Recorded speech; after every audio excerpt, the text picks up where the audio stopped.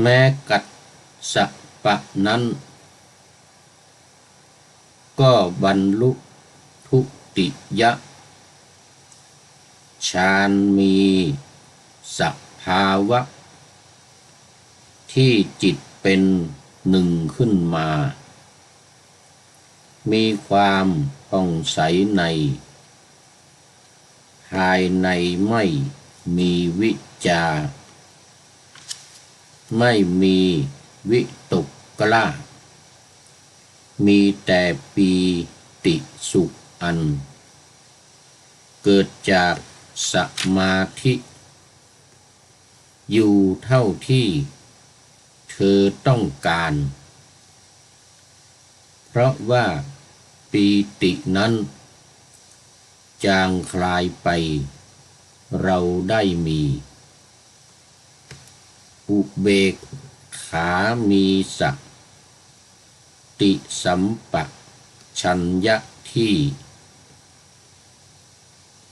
เสวยสุขอย่างดีด้วยนามกายแล้วบรรลุตติยฌาน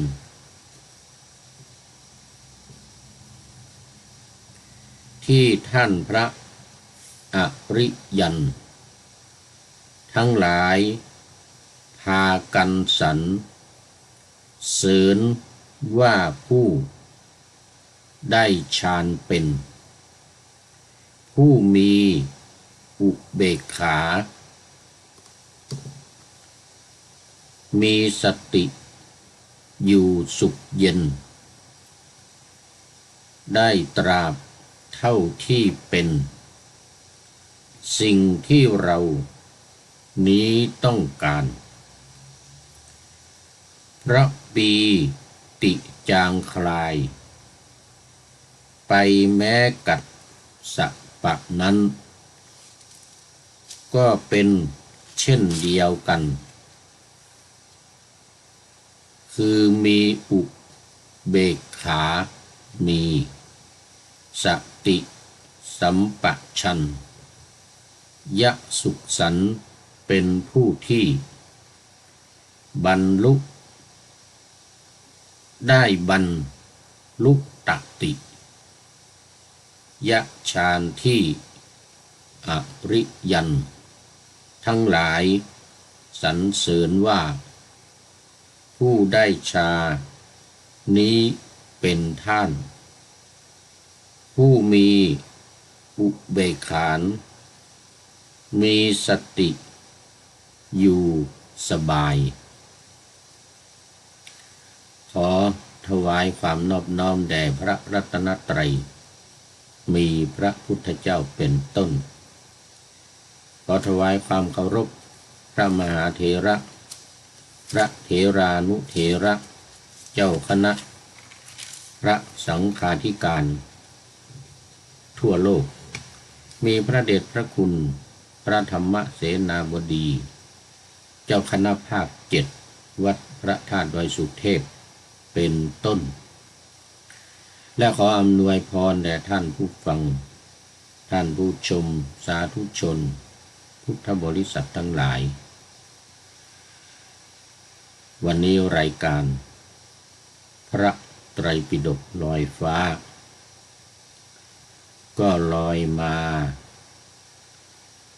จากวัดพระธาตุดอยสุเทพเยอรมันเหมือนเดิมเข้าสู่สถานีวิทยุ5 แห่งคือ 1. สถานีวิทยุพระพุทธศาสนาแห่งชาติและจริยธรรมวัดพระธาตุดอยสุเทพมีพ่อครูวรรลบนามวงพรหมเป็นผู้อำนวยการอาจารย์พระมหาประสิทธิ์ประสาธิโกเป็นหัวหน้าสถานีและอาตมาภาพพระครูปริยัติยานุศาสตร์เป็นผู้บรรยายเป็นประจำทุกวันเวลา 23 ถึง 24 นาฬิกา 2. สถานีวิทยุเพื่อการศึกษาพระพุทธศาสนาและวัฒนธรรมวัดฝายหินตำบลสุเทพอำเภอเมืองจังหวัดเชียงใหม่มีท่านพระครูสมุวิสุวัตวรกิจโจเป็นผู้อำนวยการนำออกอากาศเวลา 8-9 นาฬิกาวันจันทร์ถึงวันศุกร์ 3. สถานีวิทยุคลื่นสีขาวเพื่อชาวประชาวัดปากทางเจริญอำเภอดอยหล่อจังหวัดเชียงใหม่มีท่านพระครูอภิวัฒนวิกรมหลวงพ่อรองเจ้าคณะอำเภอดอยหล่อเป็นผู้อำนวยการ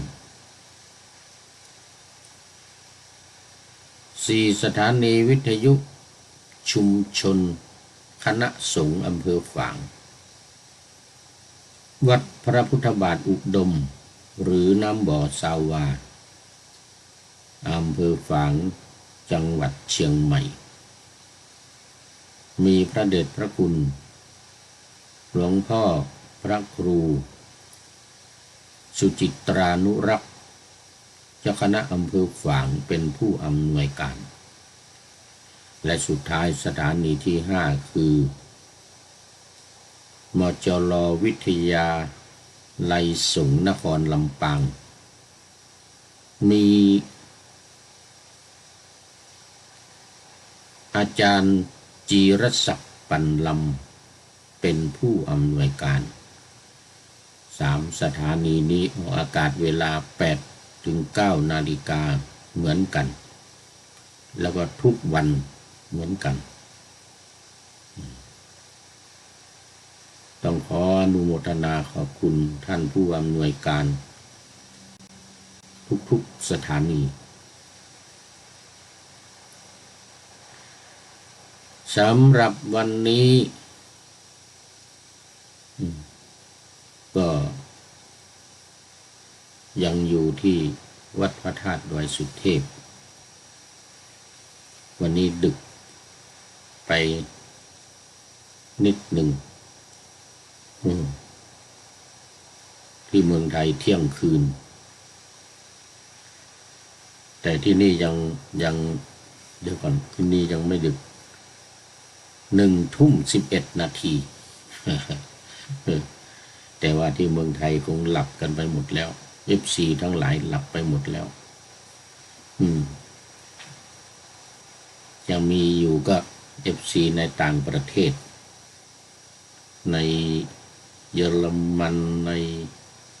เอสโตเนียไอร์แลนด์อังกฤษที่เป็น FC เคยเข้ามาในรายการเป็นกำลังใจให้ผู้พูดแต่ก็ส่วนใหญ่ก็ติดธุระปะปังช่วงนี้อย่างวัดพระสิงห์ UK ก็กำลังทำวัดเย็น6 โมงเย็นถึง2 ทุ่มเนี่ยทำวัดสวดมนต์เจริญสมาธิภาวนา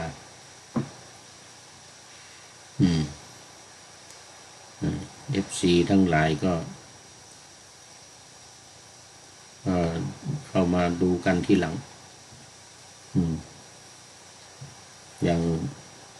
ท่านอาจารย์กายหานรงค์อาจารย์หานรงค์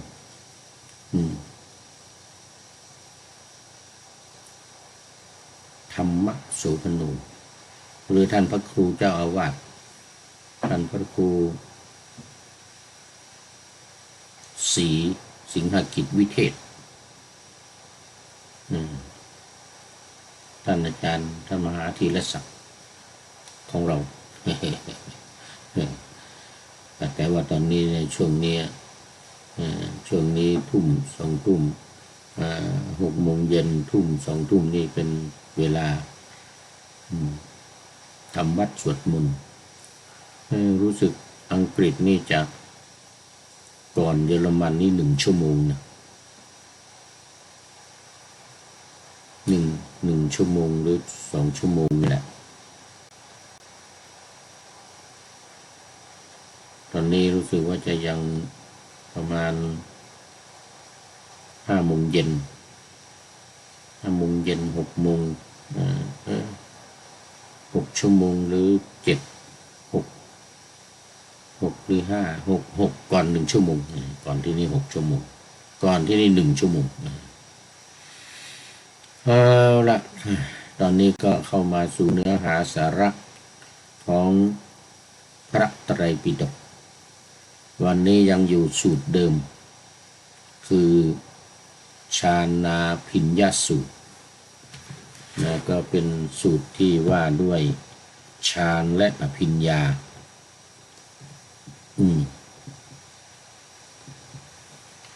เป็นเรื่องที่ละเอียดอ่อนพอสมควรที่ผ่านไปเมื่อวานนี้ก็พูดทั่วไปก่อนเกี่ยวกับฌานของสมถกรรมฐานวิปัสสนากรรมฐานฌานทั้งหมดมีอยู่8แต่มันจะแบ่งครึ่ง1 ถึง 4เป็นของวิปัสสนา5 ถึง 8เป็นของสมถะอันนี้ว่าไปแล้วเมื่อวานวันนี้จะได้มาเข้าเนื้อหาในข้อแรกคือปฐมฌาน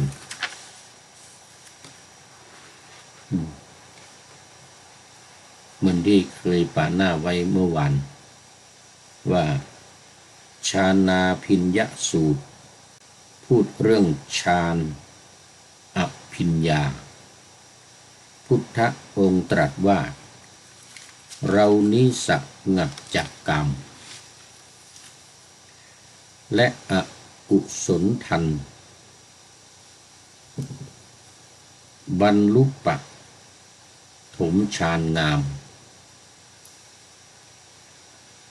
วิตกวิจารตามปีติและความสุขอันเกิดจากวิเวกอยู่เท่าที่กูจะต้องการแม้กัดสัปปะนั้นก็สงบใจเพราะวิตกวิจารนั้นสงบระงับไปเรามีความผ่องใสบรรลุทุติยฌานมีภาวะที่จิตเป็นหนึ่งคิดไม่ฟุ้งซ่านไม่มีวิตกวิจารมีปีติและสุขอันเกิดจากสมาธิเท่าที่เราอยู่เท่าที่เราต้องการเพราะวิตกวิจารสงบและระงับไปอันนี้คือปฐมฌานปฐมฌานตามที่พระพุทธองค์ตรัสไว้แล้วก็เนื่องจากสูตรนี้เป็นอยู่ในกัสสปะสังยุตเกี่ยวข้องกับพระเถระมหากัสสปะมหากัสสปะเถระซึ่งเป็นพระธุดงค์ยึดถือธุดงค์ปฏิบัติตามหลักองค์ของธุดงค์อย่างเคร่งครัดเช่นอยู่ป่าเป็นวัดเหมือนกับใน สูตรแรกๆที่พระมหากัสสปะได้กราบทูลพระพุทธองค์ได้กราบทูลพระพุทธองค์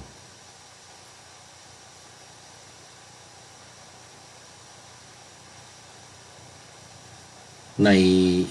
สูตรนี้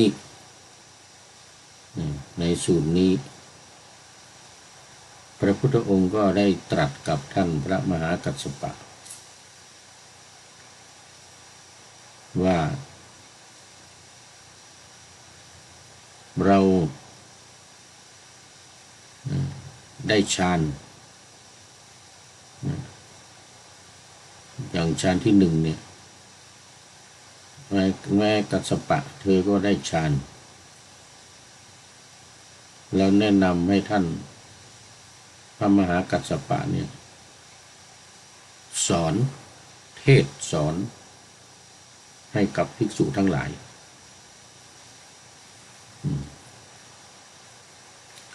เทศสอนให้กับภิกษุทั้งหลายเพราะว่า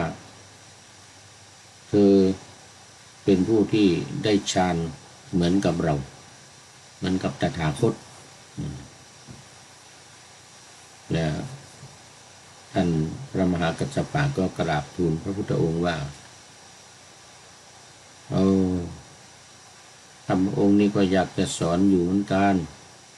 แต่ว่าภิกษุทั้งหลายในปัจจุบันเนี่ยว่ายากสอนยากเหมือนกันนะไม่ค่อยเชื่อฟังไม่เชื่อฟังไม่ปฏิบัติตามเหมือนกันนะอันนี้ในสูตรที่ผ่านมานะว่ายากสอนยากพระพุทธองค์ก็จึงตรัสว่าอย่างนั้นกัสสปะเธอพูดถูกแล้วภิกษุที่บวชเข้ามาในปัจจุบันเนี่ยไม่เหมือนสมัยก่อนไม่เหมือนตอนแรกๆเลยนะเราก็ว่าหลายอย่างในสูตรที่ผ่านมาในที่นำเสนอไปแล้วเพราะฉะนั้นก็รายละเอียดเกี่ยวกับเรื่องการได้ฌานได้สมาบัติได้ธรรมะอกุศลธรรมทั้งหลายอกุศลธรรมเป็นอย่างไรการได้ฌานเป็นอย่างไรเธอรู้ดีก็มาว่าภิกษุทั้งหลายควรจะเป็นผู้ที่ว่าง่ายสอนง่ายเป็นควรที่จะอย่าอยู่ในโอวาทคำสอนถ้าภิกษุใดรูปใดอยู่ในโอวาทคำสอนว่าง่ายสอนง่ายก็จะได้บรรลุฌานสมาบัติเหมือนกับเราแล้วก็ปูทางไปสู่การบรรลุเป็นพระนิพพานนี่เป็นแนวทางเป็นหนทางผ่านไปสู่การบรรลุนิพพาน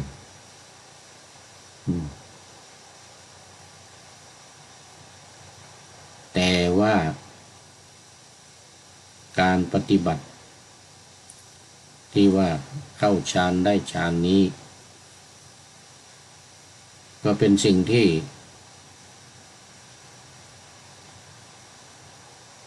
ไม่จำเป็นเท่าใดนักมีความสำคัญอยู่คนได้ฌานได้เข้าฌานได้สมาบัติเนี่ยสามารถอยู่ได้ตามต้องการเช่นจะเข้าฌานได้อยู่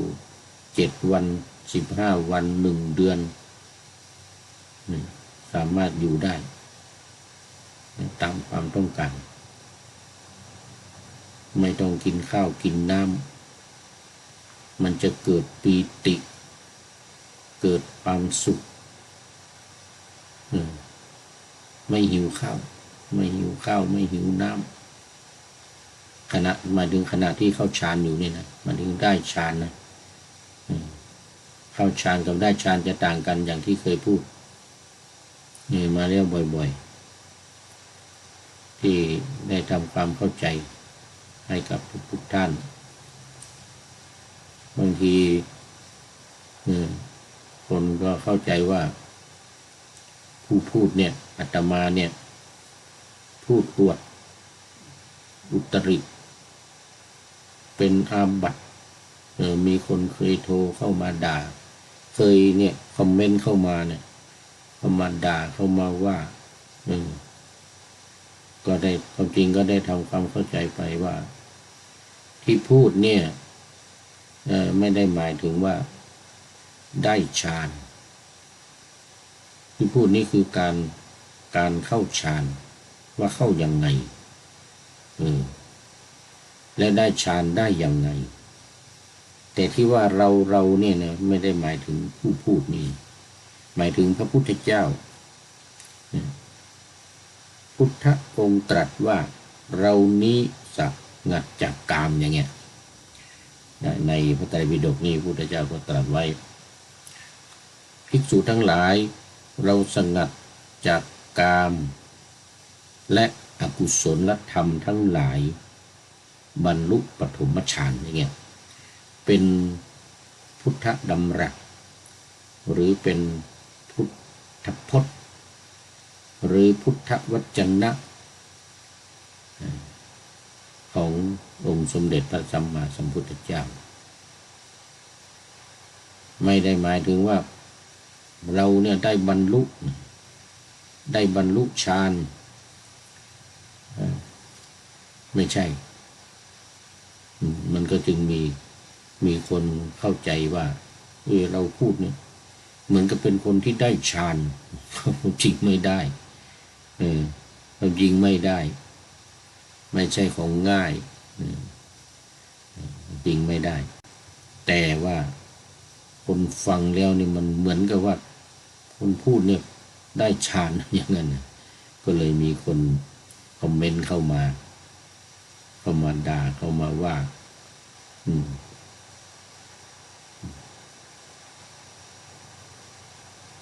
เมื่อสักปีที่2 ปีที่ผ่านมาสมัยอยู่ที่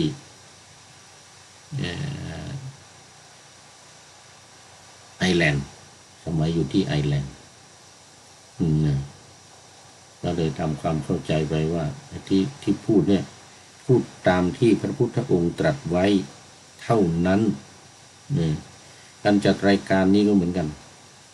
รายการชื่อรายการก็รู้ละ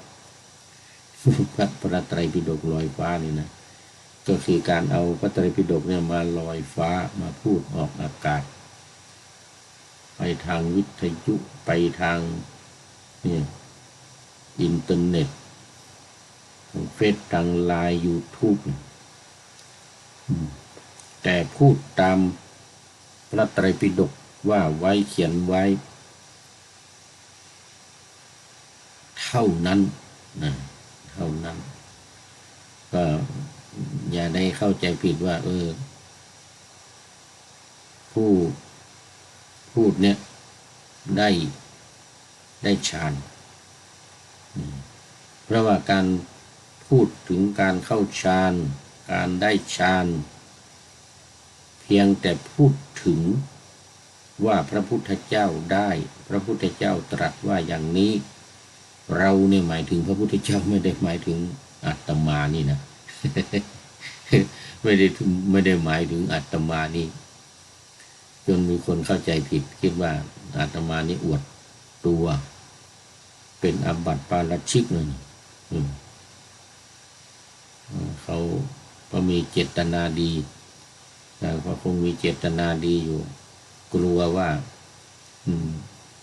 อาตมาเนี่ยจะเป็นอาบัติปาราชิกขาดจากความเป็นพระอะไรเนี่ยขาดจากความเป็นภิกษุหรือถ้าได้จริงเนี่ยถ้าตามวินัยก็ยังเป็นอาบัติอยู่คือเป็นอาบัติปาจิตตีถึงคนที่ได้จริงพูด และได้แล้วพูดออกมาให้คนฟังว่าตัวเองได้อย่างนั้นอย่างนี้ได้ฌานอย่างนั้นอย่างนี้ฌานังวาวิโมกขังวาสมาธิงวาสมาปติงวาเป็นปาราชิกหมดนะได้ฌานได้สมาบัติสมาปติงวาได้สมาบัติมัคคังวาได้มัคพลังวาได้ผลเนี่ยได้มัคได้ผลในอย่างเวลาที่อาตมาพูดถึงเรื่องของผู้บรรลุมัคโสดาปัตติมัคสกทาคามิมัคอนาคามิมัคอรหัตตมัคเนี่ยนะก็พูดไปตามที่พระพุทธเจ้าตรัสไว้ตามหลักการที่พระพุทธเจ้าตรัสไว้เท่านั้นไม่ใช่ว่าได้มัคได้ผลหรือพูดว่าได้มัคได้ผลนี่ไม่ได้นะมัคคังวาได้มัคหรือพลังวาได้ผลหรือนี่นะว่าตัวเองได้นะเป็นอาบัติปาราชิกหรือถ้าได้จริงก็เป็นปาจิตตีอยู่ยังเป็นปาจิตตีนะพระพุทธองค์จะตรัสห้ามไม่ให้พูดไม่ให้ว่าไม่ให้ว่าไม่ให้พูดแต่พระพุทธองค์นี่ได้เพราะว่าพระพุทธองค์นี่บรรลุไปแล้วก็เป็นศาสดาเป็นผู้นำจะต้องว่าให้คนฟังว่าการได้เนี่ยมันเป็นอย่างนี้การได้ฌานที่หนึ่งปฐมฌานเนี่ยอย่างเนี้ยปฐมฌานเนี่ยคือสงัดจากกามแล้วเนี่ยพ้นจากกามแล้วละกามได้แล้วเนี่ยกามคุณทั้งห้าเนี่ยรูปเสียงกลิ่นรสโผฏฐัพพะเนี่ยทั้งกามคุณทั้งห้านี้ละได้แล้วจึงพูดได้จึงว่าได้แต่ที่ว่าเนี่ยที่บรรยายอยู่เนี่ยที่พูดอยู่เนี่ยเอามาอ่านเอามาพูดจ้อยนี่นะเป็นการว่าตามพระพุทธเจ้าเท่านั้นว่าตามที่พระพุทธเจ้าตรัสไว้เท่านั้นไม่ได้หมายถึงว่าตัวเองนี้รู้ตัวเองนี้ได้บรรลุมรรคผลตัวเองนี้ได้ฌานตัวเองนี้ได้สมาธิสมาธิงวาเนี่ยได้สมาธิอย่างนั้นอย่างนี้นี่ก็ไม่ได้นะผิดเนี่ยเป็นอาบัติปาราชิกเนี่ยถ้าไม่ได้จริงแล้วว่าได้นะแต่ถ้าได้จริงก็ยังเป็นอาบัติคือปาจิตตีอยู่เป็นอาบัติปาจิตตี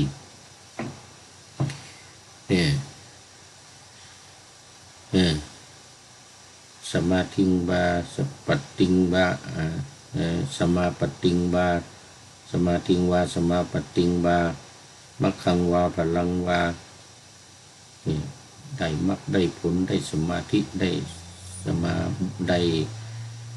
มาบัติเนี่ยแม้แต่จะพูดว่าข้าพเจ้าเนี่ยชอบที่สงบสงัดก็ไม่ได้นะเป็นอาบัติปาราชิกข้าพเจ้าเนี่ยชอบที่สงบสงัดอย่างนั้นอย่างนี้ชอบในห้องแอร์นั่งในห้องแอร์เย็นสบายชอบในห้องแอร์ทำสมาธิภาวนาอย่างนี้นะไม่ได้นะอภิรมามีติอภิรมามีติมันมีอยู่ในบาลีมีอยู่ในบาลีพูดว่าข้าพเจ้านี่ชอบสุญญาคาเลอภิรมามีติข้าพเจ้านี่ชอบเรือนว่างนี่นะอภิรมคือชอบจริงอภิรมามิอภิรมามิชอบจริงข้าพเจ้านี่ชอบจริงชอบจริงในเรือนว่างเป็นต้นไม่ได้ใต้ต้นไม้ใต้ต้นไม้นี่ข้าพเจ้านี่ชอบมากนี่นะชอบใต้ต้นไม้นี่มันสบายดีมันร่มเย็นนี่ไม่ได้เลยนะเป็นปาราชิกหมดนะชอบจริงได้จริงก็พูดไม่ได้ก็ยังเป็นอาบัติปาจิตตีอยู่เป็นอาบัติปาจิตตีแต่พูดลักษณะ ของการได้ว่าพระพุทธเจ้าว่าไว้อย่างนี้เนี่ยอย่างเนี้ยพุทธเจ้าตรัสไว้เลยในพระไตรปิฎกเนี่ยในพระไตรปิฎกเราสงัดจากกามนี่เราสงัดจากกามและอกุศลธรรมทั้งหลายบรรลุปฐมฌานเห็นไหมเราสงัดจากกามทั้งหลายบรรลุปฐมฌานมีวิตกวิจารปิติและสุขอันเกิดจากวิเวกอยู่ได้ตราบเท่าที่เราต้องการแม้กัสสปะก็สงัดจากกามและอกุศลธรรมทั้งหลายบรรลุปฐมฌานที่มีวิตกวิจารปีติและสุขอันเกิดจากวิเวกอยู่ได้ตราบเท่าที่เธอต้องการเช่นกันคือพระพุทธองค์ตรัสรับรองว่าพระองค์ได้และท่านพระมหากัสสปะก็ได้เหมือนกันท่านมหากัสสปะก็ได้เหมือนกันสงบสงัดจากกามเกิดจากวิเวกจิตวิเวกกายวิเวกจิตวิเวกอุปธิวิเวกพวกนี้เนี่ยพระพุทธเจ้าและอรหันตสาวกทั้งหลายนี้จะได้หมดแต่เรานี่ยังไม่ได้ เรานี่ยังไม่ได้อย่างที่กำลังพูดอยู่เนี่ยนะยังไม่ได้หรอกไม่ได้ยากเป็นสิ่งที่ได้ยากมากแต่ถึงได้ก็ไม่พูดถึงได้ก็ไม่พูดเพราะมันผิดวินัยเป็นอาบัติก็เป็นอาบัติปาจิตตีถ้าถึงได้แล้วนะถึงได้จริงนะถึงได้จริงนะก็ไม่พูดอีกไม่พูดว่าตัวเองได้เพราะว่าวินัยห้ามไว้ผิดวินัยแล้วถามว่าทำไมพระพุทธเจ้าพูดได้เมื่อวินัยบัญญัติไว้แล้วพระเถระอรหันต์พระอรหันต์ทั้งหลายทำไมพูดได้ก็เพราะว่าอย่างพระพุทธเจ้าเนี่ยยิ่งพระพุทธเจ้าเนี่ยก็เป็นเจ้าของเป็นเจ้าของศาสนาเนี่ยเหมือนกับที่พระพุทธองค์ตรัสกับพระเจ้าเปรตที่โกศลใช่พระเจ้าเปรตที่โกศลตอนที่พระพุทธองค์จะแสดงยมกปาฏิหาริย์พระเจ้าเปรตที่โกศลมาทูลถามว่าพระองค์ได้บัญญัติห้ามไม่ให้ภิกษุทั้งหลายทำปาฏิหาริย์แสดงฤทธิ์อะไรต่างๆถึงแม้ว่าจะแสดงได้ทำได้ทำไมพุทธองค์จึงทำได้ ไม่ผิดหรือไม่ผิดวินัยที่บัญญัติไว้หรือเนี่ยอย่างบางคนเคยว่าอย่างพุทธเจ้าว่านี่ก็ผิดวินัยสิพุทธเจ้าก็ผิดไม่ผิดเพราะว่าพุทธเจ้าเป็นผู้บัญญัติไม่ได้ห้ามตัวเองบัญญัติแก่ภิกษุทั้งหลายพระพุทธเจ้านี่จำเป็นต้องพูดจำเป็นต้องแสดงเพื่อปราบหมู่คนที่ศาสนาอื่นคนที่อยู่ศาสนาอื่นคนที่ไม่เชื่อหรือแม้แต่คนที่อยู่ในศาสนาเดียวกันแต่ว่ายังมีความลังเลสงสัยพระพุทธเจ้าจะต้องทำให้เขาหายความลังเลสงสัยในพระพุทธเจ้าเนี่ยว่าเป็นพระพุทธเจ้าจริงได้ตรัสรู้จริงได้มรรคได้ผลจริงได้ฌานสมาบัติจริงได้ฤทธิ์เหาะเหินเดินอากาศได้แล้วก็เหาะได้จริงด้วยเหาะได้จริงเราต้องแสดงปราบเดียรถีทั้งหลายปราบเดียรถีทั้งหลาย ที่พุทธองค์ทรงตรัสถามพระเจ้าประสิทธิโกศลว่าพระเจ้าประสิทธิโกศลเนี่ยฉันมะม่วงในสวนในพระราชอุทยานได้ไหมพระเจ้าประสิทธิโกศลว่าได้พระเจ้าค่ะเราทำไมจึงได้ก็มะม่วงเป็นของข้าพระองค์ มะม่วงในราชอุทยานเนี่ยเป็นของข้าพระองค์พระองค์บัญญัติไม่ให้ใครกินไม่ใช่บัญญัติแต่บัญญัติให้คนอื่น พระเจ้าเป็นสิทธิโกศลบัญญัติให้คนอื่นถ้าคนอื่นเนี่ยเอาไม่ได้ถ้าไม่อนุญาตนะพระเจ้าเป็นสิทธิโกศลอนุญาตจึงจะได้ตัวเองนี่กินได้เลยฉันได้เลยอะไรเสวยได้เลยเหมือนกันเหมือนกันนะเหมือนกันวินัยเนี่ยตถาคตบัญญัติให้ภิกษุทั้งหลายไม่ให้ทำแต่ไม่ได้ห้ามตัวเองแล้วก็พระพุทธองค์ตถาคตจะเป็นเจ้าของศาสนาเป็นเจ้าของศาสนาแล้วก็เป็นผู้บัญญัตินั้นแสดงได้ก่อนที่จะแสดงยมกปาฏิหาริย์เนี่ยนะก่อนที่จะแสดงยมกปาฏิหาริย์ที่เมืองสาวัตถีที่ข้างวัดเชตวันห่างจากเชตวันไป1 กิโลต้นมะม่วงขึ้นไปนั่งบนต้นมะม่วง500 กิ่งละ1 คู่ยมกแปลว่าคู่หนึ่งกิ่งต้นมะม่วง1 กิ่งเนี่ยไปนั่ง2 องค์เนรมิตตนแสดงฤทธิ์เนรมิตเป็นพระพุทธเจ้าเนี่ยนั่งกิ่งละ2 องค์เต็มต้นมะม่วงไปหมด500 กิ่งพระพุทธเนรมิตเนี่ย1,000รวมทั้งพุทธองค์ด้วยนะ999เป็นพุทธเนรมิตพระพุทธองค์หนึ่งทำไมทำได้ก็เพราะว่าจะต้องแสดงปราบเดียรถีทั้งหลายคอยจะมาเผาวัดอยู่เนี่ยนักบวชทั้งหลายโอ้ยประกาศกันทั่วเตรียมฟืนจะเผาวัดเชตวันถ้าพระพุทธองค์แสดงไม่ได้เหมือนกันนะถ้าไม่แสดงหรือแสดงไม่ได้เนี่ยพวกเดรัจฉีทั้งหลายจะเผาวัดเชตวันเนี่ยเอาเตรียมเอาฟืนมาอยู่ล้อมรอบวัดเชตวันไปหมดแล้ว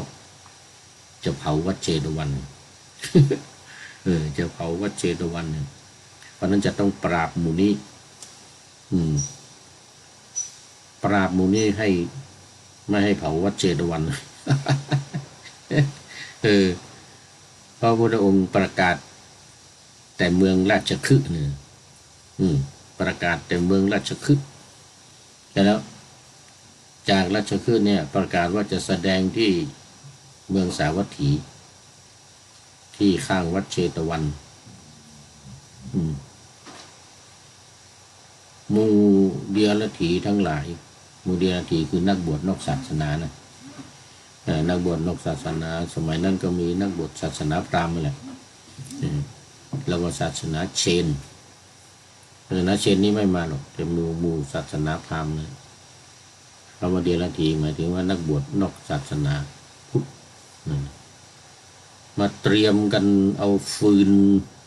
มากองล้อมรอบวิหารวัดเชตวันคำว่าวิหารนี่หมายถึงวัดนะรอบวัดเชตวันรอบเชตวันมหาวิหารเนี่ยเต็มไปหมดแล้วจะเผาถ้าไม่แสดงหรือแสดงไม่ได้จะเผาวัดเชตวันขนาดนั้นเลย สมัยนั้นนะ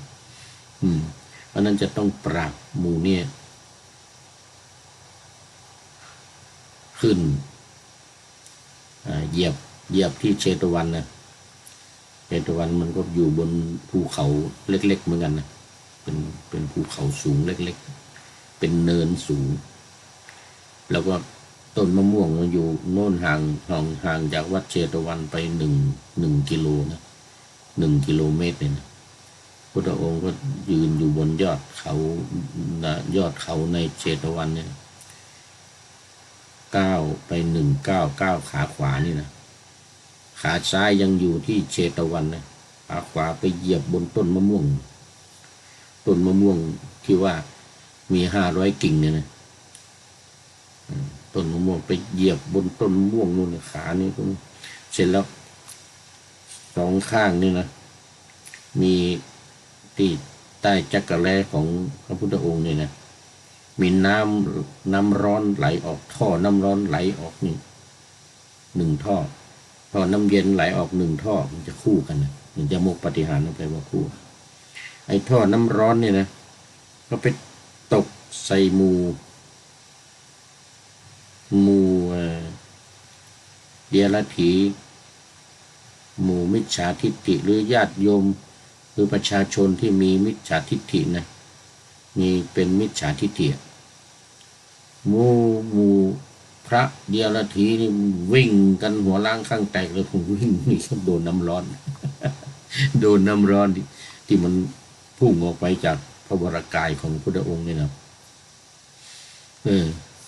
ส่วนน้ำเย็นก็ไปตกใส่คนที่เป็นมิจฉาทิฏฐิสัมมาทิฏฐิ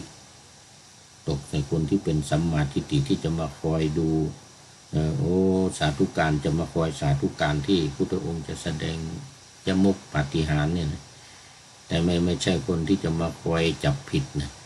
คอยจะเผาพระเชตวันนะผู้มูที่จะเผาเชตวันนี่โดนน้ำร้อนน้ำเย็นไม่ถูกน้ำร้อนถูกแต่คนที่มีศรัทธามีความเลื่อมใสมีความเชื่อในพระศาสดาจะมาเรียกว่าจะมาชมพระบารมีของพุทธองค์ในการแสดงยมกปาฏิหาริย์เนี่ยนะก็น้ำเย็นที่ออกจากท่อน้ำเย็นลงไปนี่นะไปตกใส่คนเหล่านั้นความกว้างความยาวความกว้างรอบปริมณฑลต้นมะม่วงนี่นะ12 โยชน์จากต้นมะม่วงนี้ออกไป12 โยชน์โดยรอบโดยรอบแล้วมีประชาชนมีคนมาอยู่เต็มไปหมดใน12 โยชน์รอบเนี่ยไปทิศตะวันตก12 โยชน์ไปทิศตะวันออก12 โยชน์1 โยชน์เนี่ย1 กิโลกับ600 เมตร12 โยชน์ก็คูณเข้าไป12 คูณกับ 1,600 เมตรเนี่ยนะกิโลครึ่งกว่าเนี่ยนะ1 โยชน์เนี่ยนะความยาวของ1 โยชน์เนี่ย1 กิโลกับ600 เมตรเอา1 กิโลกับ600 เมตรนี่คูณ12แล้วมันจะเป็นเท่าไหร่ ความยาวจากรอบๆเป็นปริมณฑลไปรอบๆจากต้นมะม่วงนี่นะจากต้นมะม่วงนี่นะรอบไปเนี่ยนะคิดดูแล้วจากวัดเชตวันไปหาต้นมะม่วงเนี่ย1 กิโลเมตร1 กิโลเมตรเนี่ยถ้าน้ำที่ตกลงเนี่ยน้ำที่ตกลงจากใต้รักแร้ของพระพุทธเจ้าเนี่ยท่อน้ำร้อนกับท่อน้ำเย็นเนี่ยมันตกลงไปแล้วมันก็จะไปถูกใส่เดียรถีที่อยู่รอบๆวัดเชตวันเนี่ยที่คอยจะเผาเชตวันเนี่ยนะแล้วก็มูมิจฉาทิฏฐิที่มีความเห็นผิดที่ไม่ชอบที่อยากจะมาสมน้ำหน้าพระพุทธเจ้านี่นะจะมาสมน้ำหน้าเมื่อแสดงไม่ได้นะต้องไปตูเนี่ยแสดงไม่ได้จะสมน้ำหน้านี่นะไอ้หมูที่จะเผาเนี่ยโดนน้ำร้อนนะ โดนน้ำร้อนจากเชตวันไปต้นมะม่วง 19เนี่ยก้าวไปเหยียบต้นมะม่วง19แล้วขาข้างนี้พระบาทของพุทธองค์ข้างนี้อยู่เหยียบเชตวันนี่นะเหยียบที่วัดเชตวันนี่นะแล้วก็อีกข้างหนึ่งก็ไปเหยียบบนต้นมะม่วงนู่นแล้วเนี่ยท่อน้ำมันตกท่อน้ำร้อนเนี่ยนะท่อน้ำร้อนกับท่อน้ำเย็นเนี่ยนะเงื้อตกจากพระวรากายของพระพุทธองค์โอ้ท่อใหญ่เลยแล้วก็พระวรากายของพระพุทธองค์นี้ก็ใหญ่ความใหญ่ก็1 กิโลอ่ะหนึ่งกิโลเมตรอ่ะพระบาทข้างนี้อยู่ที่วัดเชตวันเนี่ยบนยอดเขาเนี่ยยอดเขาเล็กๆอีกข้างหนึ่งไว้เหยียบบนต้นมะม่วงความสูงของพุทธองค์จะขนาดไหนอ่ะสูงขึ้นไปข้างบนตัวลำตัวเนี่ยใหญ่เท่ากับ1 กิโลเมตรเนี่ย1 กิโลเมตรเนี่ยแล้วท่อมันจะใหญ่ขนาดไหนไอ้ท่อน้ำร้อนน่ะท่อน้ำร้อนกับท่อน้ำเย็นเนี่ยท่อน้ำร้อนกับท่อน้ำเย็นออกมาเนี่ย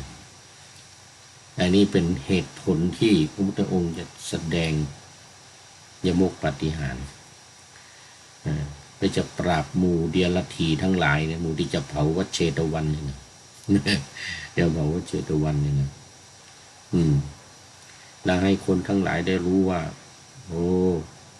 ความเป็นอริยบุคคลเนี่ยมีจริงยมกปาฏิหาริย์ฤทธิ์ทั้งหลายที่เกิดจากการปฏิบัติสำเร็จแล้วเนี่ยมีจริงแสดงได้แต่ทำไมไปห้ามภิกษุทั้งหลายทุกรูปไม่ให้ปฏิบัติไม่ให้แสดงเพราะว่ามันจะเป็นการไปอวดให้กับคนทั้งหลายเพื่อลาภสักการะภิกษุบางรูปก็อาจจะไม่ได้จริงแต่ไปพูดเพื่อให้เกิดลาภสักการะแก่ตัวเองไปพูดว่าได้อย่างนั้นอย่างนี้แต่คนจริงแสดงไม่ได้เนี่ยนะเพราะมันก็ไม่มีใครรู้มันมีแต่พูดแล้วก็ไม่มีใครรู้ไม่มีใครเห็นว่าแสดงได้หรือไม่ได้คนที่เชื่อความเลื่อมใสก็ถวายสักการะบูชาดิจะถูกปัจจัยข้าวปลาอาหารอะไรเหลือเฟือเหมือนพระเทวทัตที่แสดงฤทธิ์ให้กับพระเจ้าชาติศัตรูพระเจ้าชาติศัตรูก็เลื่อมใสถวายสักการะข้าวปลาอาหารเหลือเฟือเลยไปถวายพระเทวทัต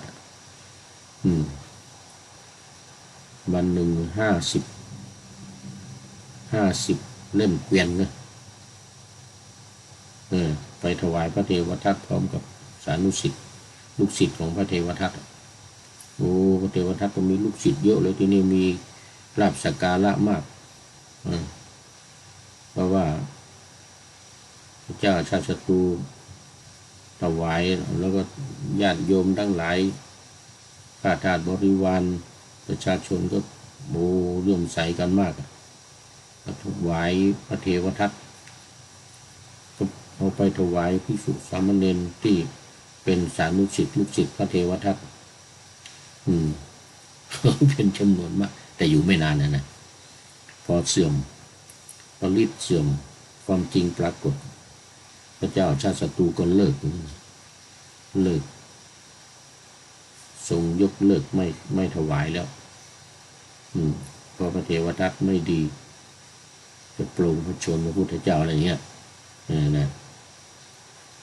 แต่ตัวเองก็เสียใจเพราะว่าพระเทวทัตมาชวนให้ฆ่าบิดาโปร่งพระชนพระราชบิดาไปแล้วตายไปแล้วเป็นสวรรคตไปแล้วพระราชบิดาพระเจ้าพิมพิสารเสียใจมากพระเจ้าชาติศัตรูเสียใจมากมากราบเรียนพระพุทธเจ้าพุทธองค์ตรัสว่าเธอมาช้าไปแล้วชาติศัตรูตอนนี้ก็พระราชบิดาก็สวรรคตไปแล้ว แต่ก็ไม่เป็นไรยังถึงสามารถถึงพระรัตนตรัยได้อยู่ มันตัดมรรคผลนิพพานไปหมดแล้วนี่แค่โสดาบันก็ไม่ได้แล้วแค่โสดาบันก็ไม่สามารถจะเป็นได้หรือถ้าปฏิบัติจริงๆจังๆก็อาจจะได้อยู่โสดาบันนี่นะเพราะมันยังมีกิเลสตัณหาอะไรทั้งหลายอยู่เต็มจะพอเป็นได้ แต่ว่าเธอถูกอนันตริยกรรมตัดรอนไปหมดแล้วพระเจ้าอาชาติศัตรูก็โอ้แสดงความเสียใจก็เลยอุปถัมภ์อุปถากพระพุทธศาสนาตั้งแต่พุทธองค์ยังทรงพระชนอยู่หลังจากปรินิพพานไปแล้วก็อุปถัมภ์ในการทำสังฆายนาครั้งแรกพระเจ้าอาชาติศัตรูนั่นแหละ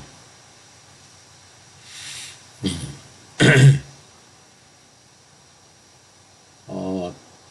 สวรรคตไปก็ไปอยู่ในเวจีมหานรกไปอยู่กับพระเทวทัตไปอยู่กับพระเทวทัต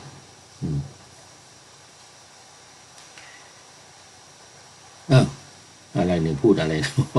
พูดถึงเรื่องของการได้ปฐมฌานได้ปฐมฌาน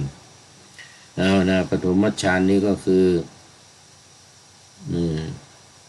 สงัดจากกาม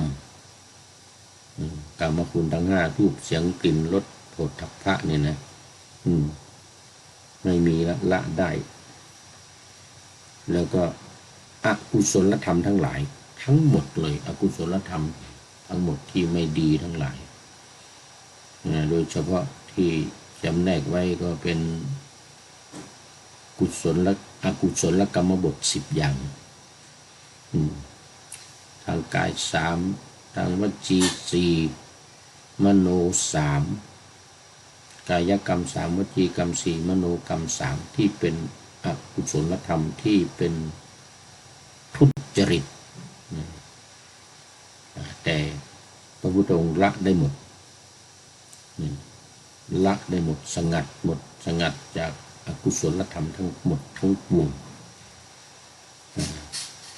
มันไม่ได้มีเฉพาะ10 อย่างนี้เท่านั้นนะ10 อย่างนี้ยังน้อยเดียวนะอย่างอื่นๆยังมีอีกมากมายแต่นี่ใช้คำว่าอกุศลธรรมทั้งหมดทั้งหลายทั้งปวงทั้งหมดทั้งหลายทั้งปวงจึงบรรลุปฐมฌานนี่ไม่ใช่ว่าจะได้ปฐมฌานนี่ไม่ใช่ว่าจะเล็กๆน้อยๆนะไม่ใช่ว่าเล็กๆน้อยๆนะปฐมฌานนี่นะแค่ปฐมฌานนี่นะเสร็จแล้วก็จะมีวิตกวิจารอยู่มีวิตกวิจารคือตรึกตรองธรรมะพิจารณาธรรมแล้วก็มีปีติและความสุขปีติมันก็อยู่ในทุติยฌานนะตติยฌานนี่คือมีความสุขจตุตฌานนี่ก็มีจิตเป็นหนึ่งแน่วแน่จิตที่ไม่ฟุ้งซ่านเขาเรียกว่าเอกคตารมณ์อารมณ์เป็นหนึ่งได้ทั้งหมดเนี่ยพร้อมด้วยอุเบกขาอีกด้วยอันนี้คือได้ปฐมฌานเข้าได้ปฐมฌานทุติยฌาน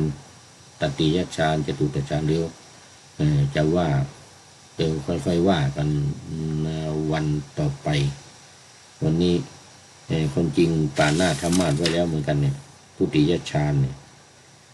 ทุติยฌานตติยฌานนี่นะตอนนี้หมดเวลาแล้ว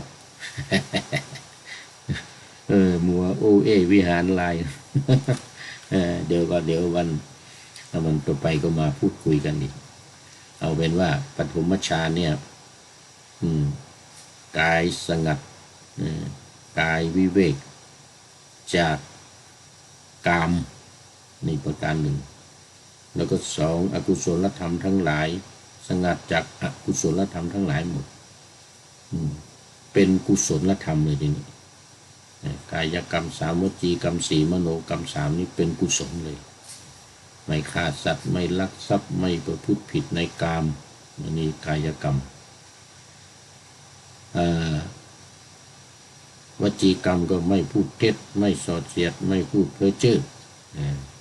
สี่อย่างกายกรรมสามวจีกรรมสี่นี่เป็นกุศลหมดเลย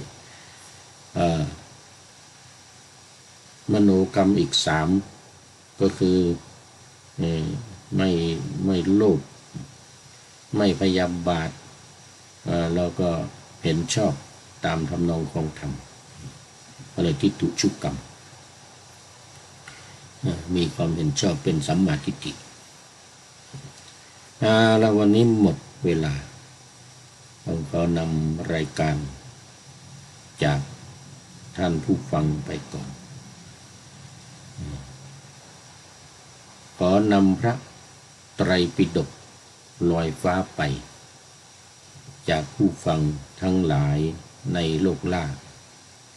วันต่อไปจะได้จรย้อนกลับมาสู่สถานีใหม่ให้ท่านฟังอย่าลืมเปิดวิทยุหรือเครื่องรับโทรศัพท์โมบายคอมพิวเตอร์ผัง YouTube เฟซเพจไลน์ให้ดังๆเพื่อชมฟังรายการวันต่อไปขอทุกท่านมีความสุขทุกคืนวันนำธรรมะประกอบการงานทั้งหลาย